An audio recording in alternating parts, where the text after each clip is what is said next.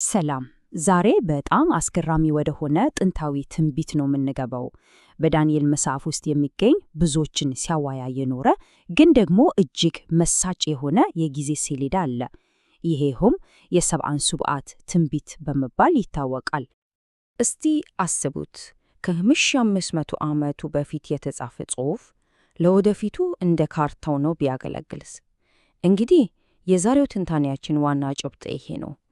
ይህ ጥንታዊ ጽሑፍ ለዘመናት ምሁራንን እና አማኞችን ሲፈተን ቆይቷል። ዛሬ የተደበተው ትርጉሙን አብረን እንፈትሻለን። እንግዲህ የትንቢቱ መሰረት ይህ ጥቅስ ነው። ስፋቱንና ክብደቱ በአንድ አረፍተ ነገር ነው የሚያስቀምጠው። ስለ ኃጢአት መጨረሻ፣ ስለ ዘላለም ጽድቅ እና እንደውም ስለ ቅዱስ ስፍራ መቀባት ይናገራል። በጣም ትልቅ ጉዳይ ነው። እንግዲህ ይህንን ውስብስብ ትንቢት በቀላሉ ለመረዳት እንዲመችን በ5 ዋና ዋና ክፍሎች ከፋፍለን ነው የምናየው። እስቲ በቀጥታ ወደ መጀመሪያው እንገባ።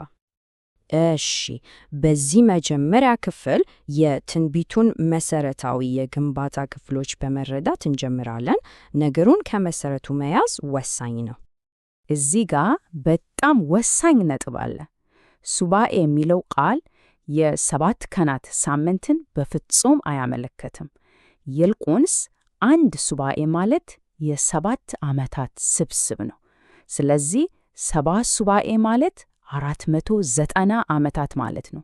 ይህን መያዝ አለብን። እናም ትንቢቱ ይህን 490 ዓመት በ3 ይከፈለዋል። እንደሚታየው 7፣ 62 እና አንድ ሱባኤ ተብሎ።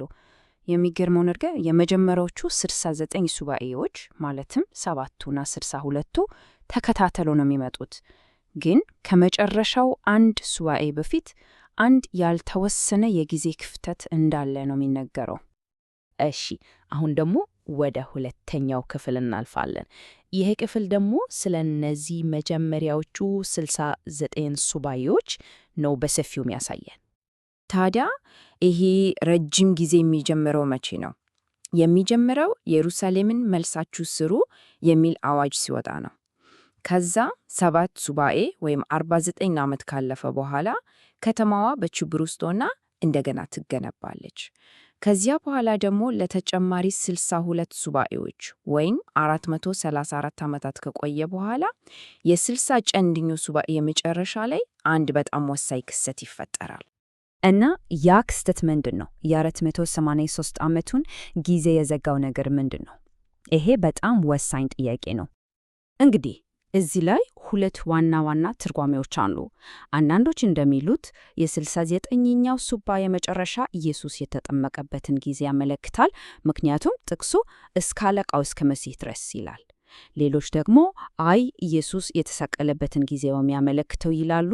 ይህም ከ62ቱ ሱባኤ በኋላም መሲህ ይገደላል በሚለው ቃል ላይ ይመሰረታል።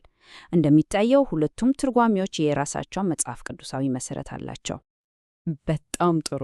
አሁን ደግሞ በ69ኛው እና በ70ኛው ሱባኤ መካከል ስላለው በጣም ምስጢራዊ ስለሆነው ጊዜ ወደምናወራበት ክፍል እንሄዳለን። ክፍተቱ በቃ በትንቢቱ የጊዜ ሰሌዳ ውስጥ አንድ ትልቅ የረፍት ጊዜ አለ። ለምን? ምንስ ማለት ነው? እንግዲህ ምንጮቹ እንደሚጠቁሙት ይህ ክፍተት የተጀመረው 69ኛው ሱባኤ እንዳለቀ ነው እና እስከ ዛሬ ድረስ እንደቀጠለ ይታመናል። ብዙውን ጊዜ ከጴንጤቆስጤ ቀን ጋር ይያያዛል። ያው የመከር ወይም የበኩራትን የመሰብሰቢያ ጊዜ ማለት ነው። በዚህ አተረጓጎም መሰረት አሁን የሰው ልጅ የሚኖረው በዚህ የትንቢት ክፍተት ውስጥ ነው ማለት ነው። እሺ፣ ከዚህ ረጅም ክፍተት በኋላስ ምን ይመጣል? አሁን ወደ 4ኛው ክፍላችን እናልፋለን። ስለ መጨረሻው የ7 ዓመት ጊዜ ክስተቶች።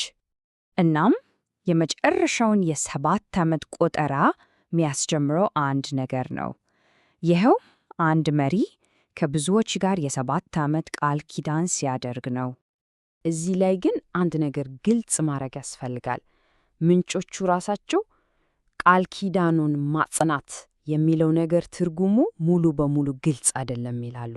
ይሁንና ምንም እንኳን ትርጉሙ ሙሉ በሙሉ ባይታወቅም ይህ ክስተት ለመጨረሻው ሱባኤ ግልጽ መነሻ እንደሆነ ግን ይስማማሉ። በዚህ የመጨረሻ 7 ዓመት ውስጥ ትንቢቱ 4 ቁልፍ ክስተቶችን በቅደም ተከተል ያስቀምጣል። አንደኛ፣ ቃል ኪዳን ይጸናል። ሁለተኛ፣ በጊዜው አጋማሽ ላይ መሥዋዕት ይቋረጣል። ሦስተኛ፣ ጥፋትን የሚያመጣ ርኩሰት በቅዱስ ስፍራ ይቆማል። እናም በመጨረሻ አራተኛ፣ 7ቱ ዓመት በዳግም ምጽአት ይጠናቀቃል። አሁን ወደ መጨረሻው ክፍላችን ደርሰናል። እስካሁን ያየናቸውን ነጥቦች ጠቅለል አድርገን የትንቢቱ የመጨረሻ መድረሻ ምን እንደሆነ እንመለከታለን። እና የ7ኛው ሱባኤ መጨረሻ ማለት የሰው ልጅ ታሪክ ዛሬ እንደምናውቀው የሚያበቃበት ወቅት ነው ማለት ነው። ከዛስ በኋላ 1000 ዓመታት ምንጮቹ እንደሚጠቁሙት የ1000 ዓመት መንግሥት በመባል የሚታወቅ ፍጹም አዲስ የሆነ ዘመን ይጀምራል። ይህ አዲስ ዘመን ደግሞ በዚህ ኃይለኛ ቃል ይገለጻል። እንባን ሁሉ ከዓይናቸው ያብሳል። ከእንግዲህ ወዲህ ሞት ወይም ሐዘን ወይም ልቅሶ ወይም ስቃይ አይኖርም፣ የቀድሞ ሥርዓት አልፈዋልና። እንግዲያው ጥያቄው ይሄ ነው። ይህ ጥንታዊ ትንቢት ያለፈውን ጊዜ የሚዘግብ የታሪክ መዝገብ ነው ወይስ የወደፊቱን ጊዜ የሚተነብይ ካርታ? በዚህ ጉዳይ ላይ እንድታስቡበት የጋበዝኩ። ለዛሬው በዚህ አበቃለሁ። ስለተከታተላችሁኝ ከልብ አመሰግናለሁ።